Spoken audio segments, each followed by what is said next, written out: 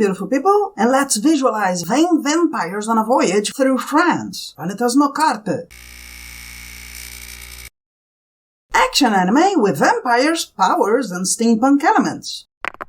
The designs are well done and pretty, even having a differently styled sequence that works well at the start, and various details that integrate well and make the world much more interesting.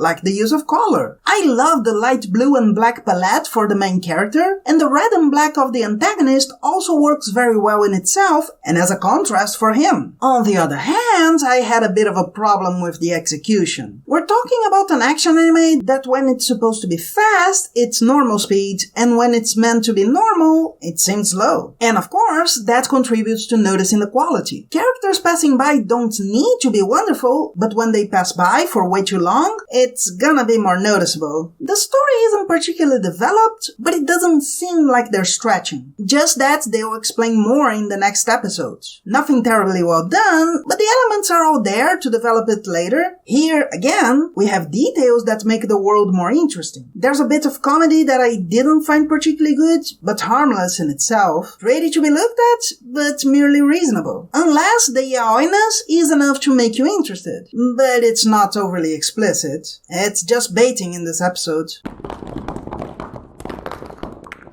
Vampires exist, there's a legend of one that was excluded for maybe being cursed and made a book to curse others. And in fact we have the week's vampire possessed and losing control and having to be cured. Honestly, it does seem like a good alternative to the so common attempt to make vampires super important that so many anime make without really giving any reason why they'd be interesting.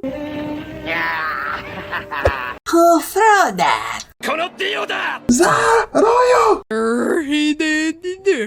You know that woman over there? She's a vampire. And that's not why she's important. It's because she'll attack with violet vines in villainous version. Nothing too elaborate, but the action being less than ideal. It doesn't sink to the level of Tante wa mo Shinderu, where there's only one good sequence, but it's still not that good. On the other hand, the rest of the anime is more interesting. The vampires have real names and corrupted names. Vanitas himself would be a human who got the name of a cursed vampire, though having hands perpetually darkened and with claws. Unfortunately, though it has all this potential, the way it's all done halfway kinda prevents me from thinking it would really improve much. It's quite basic, but with an interesting coat of paint.